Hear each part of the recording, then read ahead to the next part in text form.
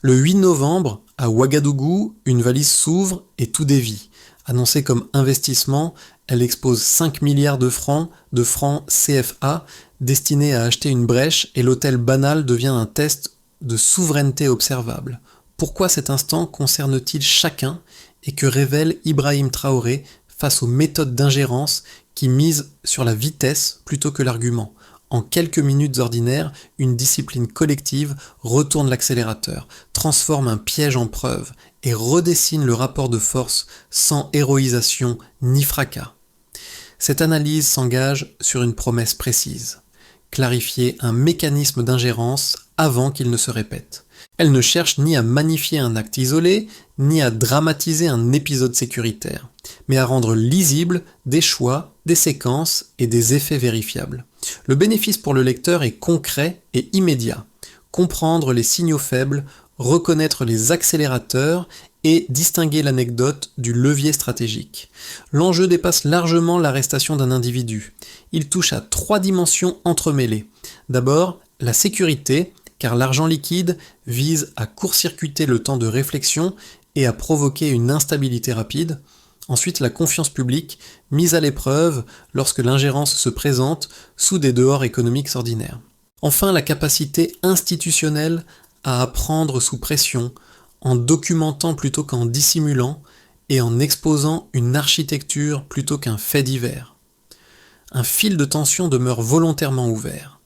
Si cette tentative a échoué, que révèle-t-elle sur les prochaines méthodes plus discrètes, plus patientes et potentiellement plus coûteuses à détecter? La révélation tombe dès les premières heures du 8 novembre. Une valise contenant 5 milliards de francs CFA n'est pas venue investir, mais infiltrer. Ce basculement transforme un soupçon diffus en preuve opérationnelle parce que les soldats approchés jouent le jeu sans céder et consignent chaque échange. L'argent, conçu pour accélérer une décision individuelle, devient un traceur qui expose une méthode. Le contexte explique cette rapidité. Depuis plusieurs semaines, des services burkinabés observent des mouvements jugés inhabituels autour d'officiers considérés comme stratégiques. Un individu se présente comme investisseur, fréquente des conférences, multiplie les prétextes économiques et installe une normalité rassurante. Sur le papier, le parcours paraît lisse. Dans les échanges captés, l'objectif se précise: acheter une brèche dans une chaîne de commandement réputée loyale au président Ibrahim Traoré. La méthode est mécanique: identifier des profils influents, promettre une somme immédiate, réduire le temps de réflexion. L'argent liquide n'est pas un argument parmi d'autres, il sert de raccourci temporel, destiné à éviter le débat et à tester la fatigue institutionnelle. À mesure que les rendez-vous se succèdent, les signaux faibles s'alignent, les montants cessent d'être abstraits et une date se fixe.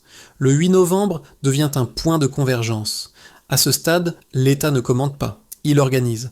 Une cellule conjointe associe renseignements militaires, sécurité intérieure et forces spéciales. Le choix est assumé: ralentir, surveiller, documenter, puis exposer l'architecture plutôt que l'anecdote. Les militaires approchés feignent l'hésitation, relancent les échanges et transmettent chaque détail à la hiérarchie. L'illusion tient parce que la discipline tient. Un micro-cas illustre la mécanique. Un sous-officier accepte les rendez-vous, négocie les termes et remonte aussitôt l'information. En face, le faux investisseur ignore que chaque phrase devient une pièce à conviction. L'épisode cesse alors d'être un fait divers. Il devient un test de souveraineté mesurable au cœur du Burkina Faso d'Ibrahim Traoré. 2 figures structurent le récit sans chercher la lumière. La première est collective: les militaires approchés. Pour la plupart jeunes officiers formés dans un environnement d'insécurité durable, ils connaissent la pression opérationnelle et les promesses rapides. Leur rôle n'a rien de spectaculaire. Il repose sur une discipline patiente, une capacité à maintenir l'illusion et une compréhension nette du risque systémique. Ils ne sont ni naïfs ni héroïsés. Ils sont méthodiques, capables d'étirer le temps pour que la preuve prenne forme. La seconde figure est plus précise. Un sous-officier devient l'interlocuteur principal du réseau. Il accepte les rendez-vous, discute des termes proposés, relance lorsque l'échange ralentit, puis transmet immédiatement chaque information à sa hiérarchie. Sa fonction est double, nourrir une cartographie des intentions et permettre une intervention sans alerter l'agent. En face, le faux investisseur conserve une attitude mesurée, persuadé de manipuler un individu isolé. Il ignore que chaque geste est observé et chaque pression analysée. Les effets apparaissent très tôt. Une tentative de corruption se transforme en dispositif de preuve. La mécanique révèle une méthode rarement exposée, l'usage de liquidités pour tester la porosité morale d'institutions sous tension. L'impact immédiat n'est pas l'arrestation en elle-même, mais le renversement du rapport de force narratif. Ce qui devait rester discret devient documenté, vérifiable et partageable. L'essentiel tient en une conséquence lisible. Quand la discipline collective tient, l'ingérence perd son accélérateur. Avant le 8 novembre, tout semble lent et ordinaire. Un homme circule à Ouagadougou sous l'apparence d'un investisseur. Il assiste à des conférences, échange avec des cadres, évoque des projets économiques et parle d'opportunités futures. Les rencontres paraissent administratives, presque banales. Pourtant, dans les échanges captés, une autre logique s'installe.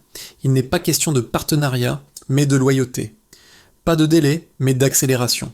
L'argent liquide devient progressivement l'argument central, présenté comme une solution immédiate à des contraintes individuelles. Puis, le rythme change. Fin octobre, les signaux se resserrent. Les rendez-vous se multiplient autour de profils jugés influents. Des intermédiaires civils apparaissent, servant de relais discrets et normalisant la démarche. Les montants évoqués cessent d'être théoriques, la promesse devient concrète, presque arithmétique. Chaque échange réduit l'espace de doute et teste la solidité de la chaîne de commandement réputée fidèle à Ibrahim Traoré. À ce stade, l'État cesse d'observer passivement.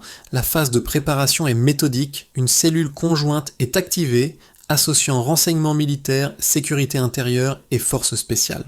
Le choix stratégique est précis. Laisser l'agent aller au bout de sa démarche sans le brusquer. L'objectif n'est pas seulement l'interpellation, mais l'obtention d'une preuve irréfutable. Le lieu est sélectionné pour sa banalité, un hôtel d'affaires du centre-ville. La surveillance est continue, les communications sont suivies, chaque minute compte, car le temps est l'allié naturel de l'ingérence lorsqu'elle n'est pas documentée. Le matin du 8 novembre marque le point de bascule. Les militaires approchés arrivent comme convenu. Ils discutent, relancent, feignent encore l'hésitation. Le faux investisseur se sent en terrain conquis. À un moment précis, il pose la valise sur la table. Il l'ouvre, les liasses apparaissent. 5 milliards de francs CFA alignés, prêts à acheter une décision. L'instant est bref, presque silencieux. Il suffit pourtant à transformer des soupçons accumulés en certitudes exploitables. L'intervention suit immédiatement. La porte s'ouvre, l'équipe surgit, 3 minutes suffisent. Aucun tir, aucun blessé. L'homme est maîtrisé, les documents sont saisis, les téléphones récupérés. La scène n'a rien de spectaculaire, mais elle est décisive. Ce qui devait rester une transaction discrète devient un fait établi, documenté et vérifiable. La tentative de corruption s'effondre sous son propre poids. Les heures suivantes produisent les premiers échos. L'enquête confirme que l'agent n'agissait pas seul. Des connexions mènent à des relais dans plusieurs pays voisins. Des structures civiles apparaissent comme façade possible. La valise change alors de statut. Elle n'est plus un pot de vin manqué, mais un outil de cartographie des loyautés et des vulnérabilités. Le soir même, l'affaire circule. Le lendemain, Ibrahim Traoré s'adresse au pays, salue la vigilance des soldats et transforme une opération technique en signal politique durable. Avant le 8 novembre, la menace reste diffuse. Après, elle devient mesurable et comparable. Le passage d'un soupçon qualitatif à des indicateurs observables marque un changement de registre. L'État cesse d'argumenter par intention et commence à raisonner par effet, ce qui éclaire la portée institutionnelle de la séquence associée à Ibrahim Traoré. 5 milliards de francs CFA. Cette somme n'est pas un montant neutre. Elle matérialise une méthode. Conçue pour agir vite, elle vise à éviter les médiations, à réduire le temps de réflexion et à provoquer une décision individuelle aux effets collectifs. Autrement dit, un capital calibré pour accélérer une instabilité éclair. Le fait que cette somme devienne une preuve saisie inverse le rendement attendu de la corruption. Ce qui devait acheter une brèche se transforme en trace exploitable, documentant une architecture plutôt qu'un geste isolé. En une scène, l'argent perd sa fonction d'accélérateur et acquiert celle de révélateur. 68% de citoyens déclarant une hausse de confiance en progression par rapport à la période précédente. Le chiffre n'exprime pas une opinion abstraite. Il capture un déplacement psychologique collectif après exposition publique des preuves. En d'autres termes, signal d'adhésion consécutif à la lisibilité des faits et non à un discours seul. La chronologie compte, la progression intervient après la documentation de l'affaire. Le nombre sert ainsi de proxy pour mesurer l'effet institutionnel d'une opération rendue intelligible au public où la preuve précède le récit, une baisse de 18% des incidents armés dans la région centrale à la suite de la neutralisation du réseau. Il ne s'agit pas d'attribuer une causalité totale, mais d'observer une corrélation temporelle prudente. Autrement dit, amélioration sécuritaire de court terme associée à une loyauté militaire renforcée. Cette variation suggère que la cohésion interne peut produire des effets rapides sur le terrain, même sans changement structurel immédiat. Pris ensemble, ces indicateurs racontent une dynamique cohérente. L'argent, censé fracturer, devient une pièce à conviction. La confiance, supposée s'éroder sous la pression, progresse après exposition des faits. La sécurité, attendue en dégradation lors d'une tension politique, montre un apaisement mesurable. Le cœur de l'argument n'est pas que tout problème serait résolu, mais que la direction du mouvement contredit les scénarios d'effondrement automatique. Dans cette lecture, l'intervention d'Ibrahim Traoré prend un sens précis. Elle n'érige pas des chiffres en slogans, elle les utilise comme langage politique. La souveraineté n'est pas proclamée, elle est comptée, comparée, suivie. Les données cessent d'être décoratives pour devenir des critères d'évaluation. Une prudence demeure nécessaire. Les indicateurs sont situés dans le temps et sensibles au contexte. Mais leur alignement crée un faisceau robuste. Une tentative de corruption échouée peut, lorsqu'elle est documentée et exposée, produire un gain institutionnel mesurable. C'est ce passage du qualitatif au quantifié qui transforme l'épisode en cas d'école. Pour éprouver la solidité du raisonnement, il faut d'abord formuler les critiques dans leur version la plus robuste, sans raccourci ni caricature. Deux objections majeures structurent le débat. La première est d'ordre économique et diplomatique. Selon cette lecture, une posture de souveraineté affirmée, surtout lorsqu'elle rend visible des tentatives d'ingérence, peut accroître les frictions externes. Aide suspendue, investissement retardé, climat d'incertitude pour des secteurs sensibles. Le coût serait immédiat pour un État déjà contraint par l'insécurité. L'épisode de la valise relèverait alors d'un succès symbolique à rendement décroissant, incapable de compenser des pertes matérielles durables. La prudence commanderait de privilégier la discrétion afin de préserver des marges de manœuvre économiques. La seconde objection vise le registre politique. Rendre public une tentative de corruption pourrait rigidifier le récit national, réduire l'espace de négociation et installer une logique de confrontation permanente. Dans ce cadre, la souveraineté deviendrait un mot d'ordre plus qu'une capacité, exposant l'institution à l'usure et à l'instrumentalisation. Le risque serait de confondre transparence et polarisation, au détriment d'une gouvernance adaptable. La réponse la plus solide consiste à déplacer l'analyse vers ce qui devient mesurable après le 8 novembre. 3 éléments empiriques pèsent ici. D'abord, une hausse déclarée de la confiance citoyenne à 68% après l'exposition des preuves suggère que la visibilité renforce l'adhésion plutôt que la défiance. Ensuite, une baisse de 18% des incidents armés dans la région centrale contredit l'hypothèse d'une déstabilisation immédiate liée à la publicité de l'affaire. Enfin, la loyauté militaire, observée face à une incitation financière élevée, indique que la chaîne de commandement n'a pas cédé sous pression, ce qui réduit la probabilité d'un effet domino. Ces indicateurs ne nient pas les coûts externes ni les tensions diplomatiques. Ils montrent toutefois que l'effondrement n'est pas automatique lorsque la souveraineté est assumée et documentée. La transparence agit ici comme un dissuasif. Elle augmente le coût de l'ingérence et réduit son rendement attendu. La question décisive se déplace alors vers l'endurance institutionnelle, la capacité à transformer un succès opérationnel en discipline durable, sans confondre fermeté et fermeture. La valise n'était qu'une entrée.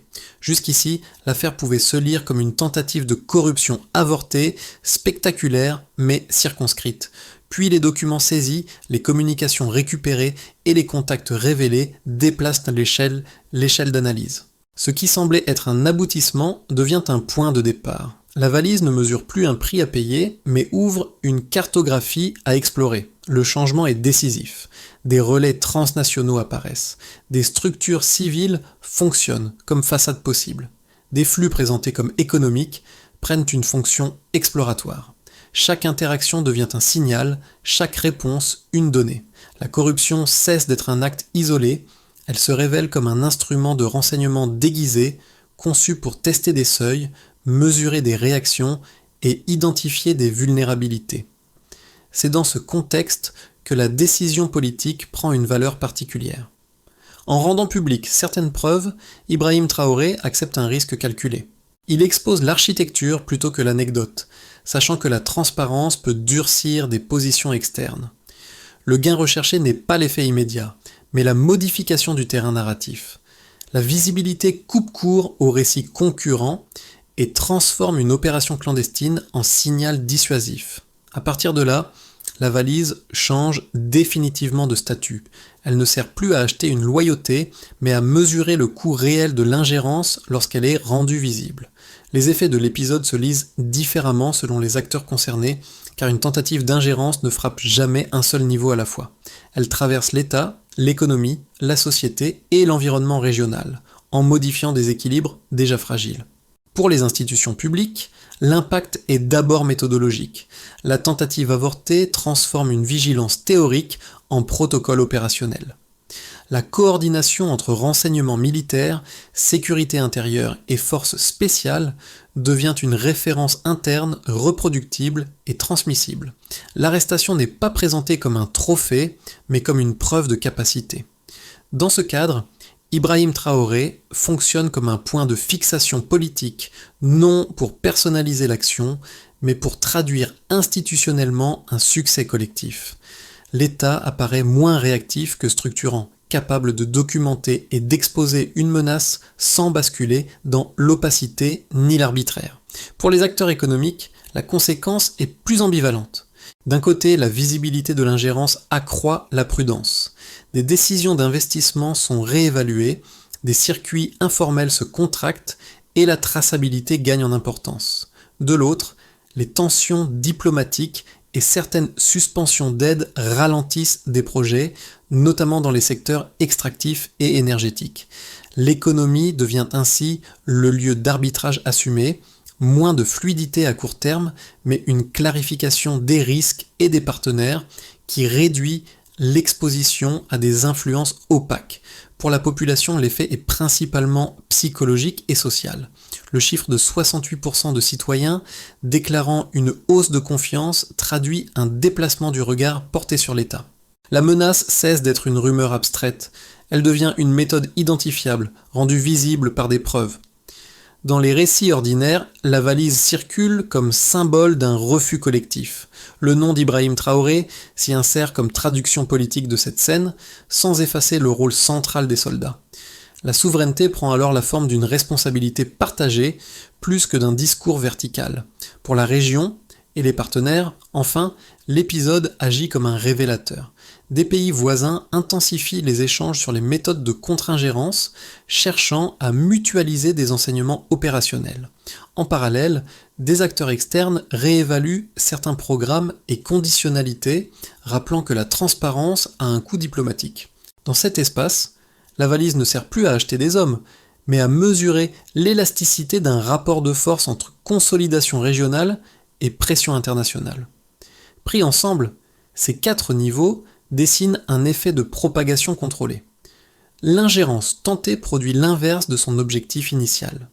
Elle renforce des disciplines internes clarifie des choix économiques, resserre une cohésion sociale et reconfigure des lignes régionales.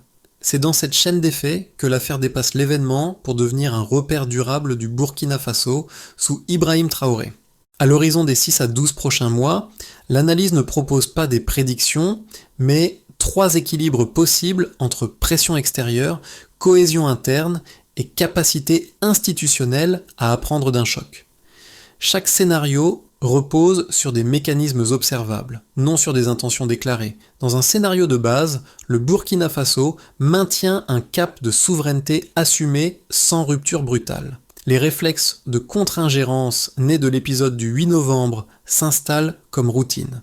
Échange de renseignements plus réguliers, standards de vigilance partagés, réponses plus rapides aux approches suspectes, les tensions diplomatiques persistent et certaines aides demeurent suspendues, imposant des arbitrages budgétaires stricts et une priorisation des projets. La stabilité tient, mais elle reste étroite. Elle dépend moins d'un apaisement externe rapide que d'une discipline interne constante et d'une gestion rigoureuse des zones en grise. Dans un scénario plus favorable, l'élan initial se convertit en institution durable. Les audits et la traçabilité cessent d'être des réponses d'urgence pour devenir des pratiques ordinaires. L'armée consolide une culture d'éthique préventive, l'administration renforce le contrôle des contrats sensibles et la diversification des partenariats progresse de manière pragmatique.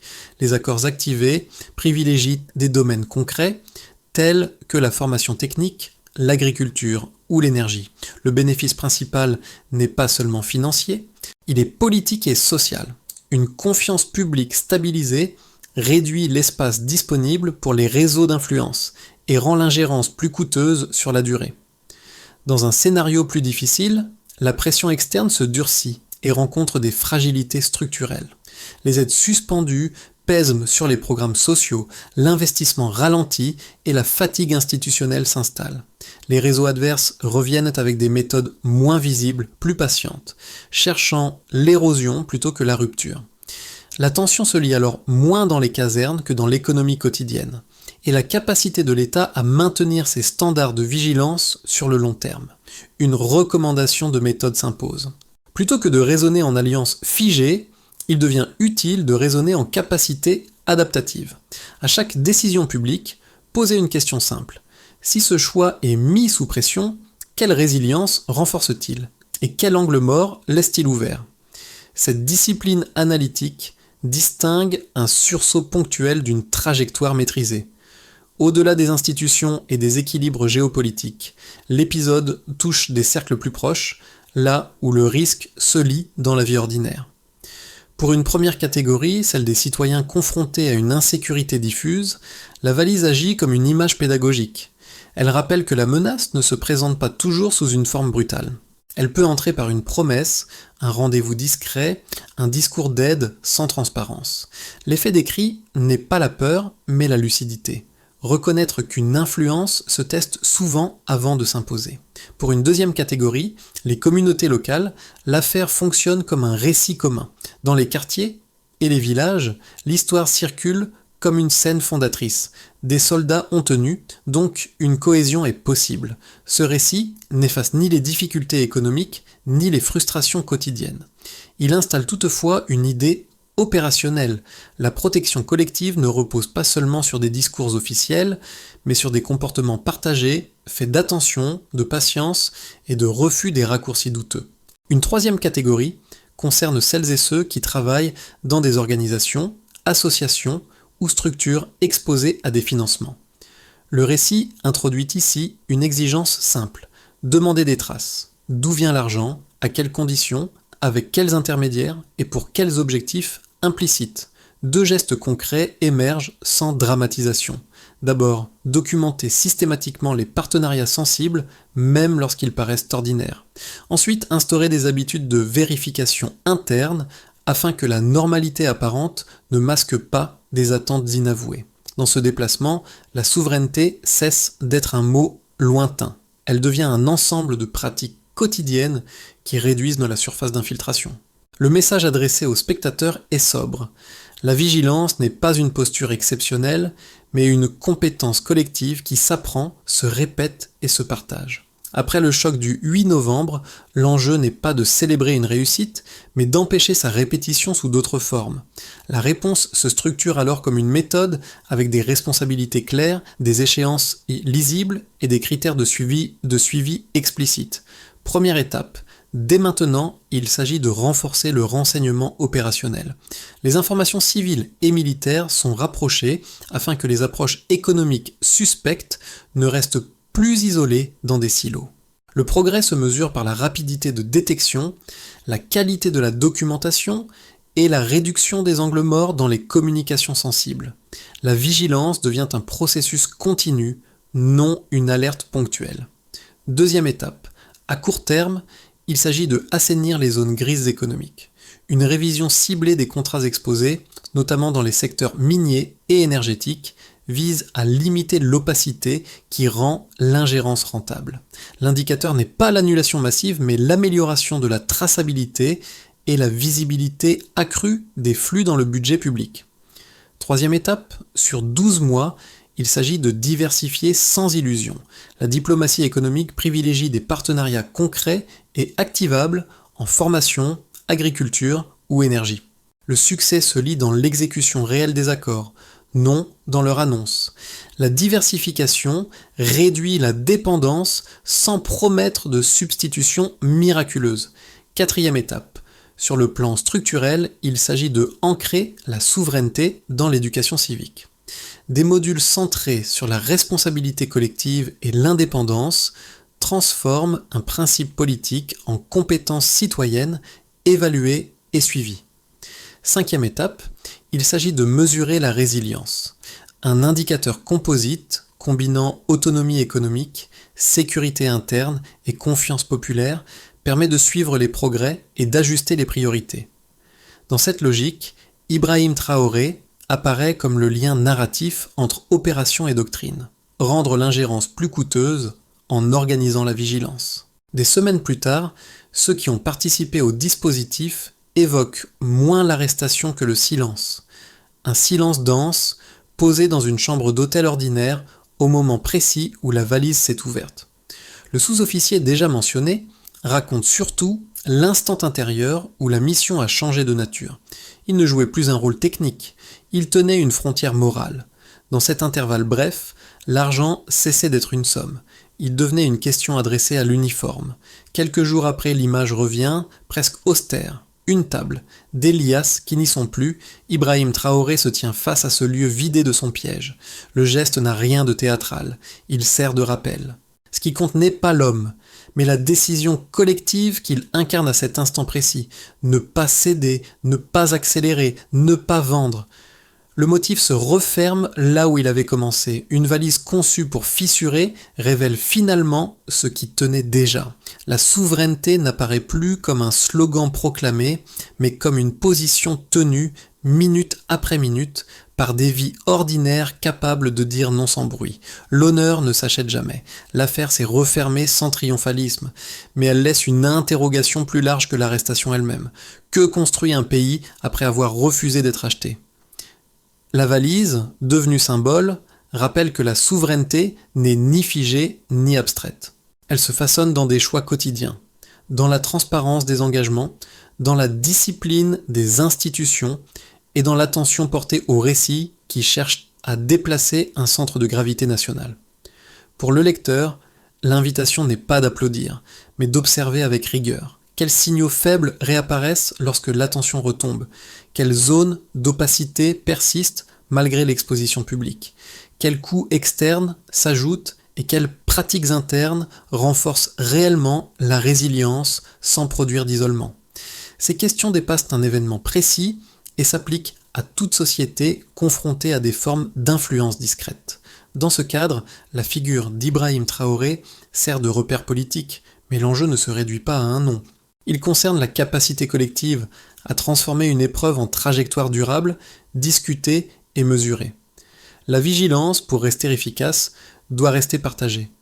Selon vous, quelles conditions permettent à une souveraineté de durer sans se transformer en isolement ?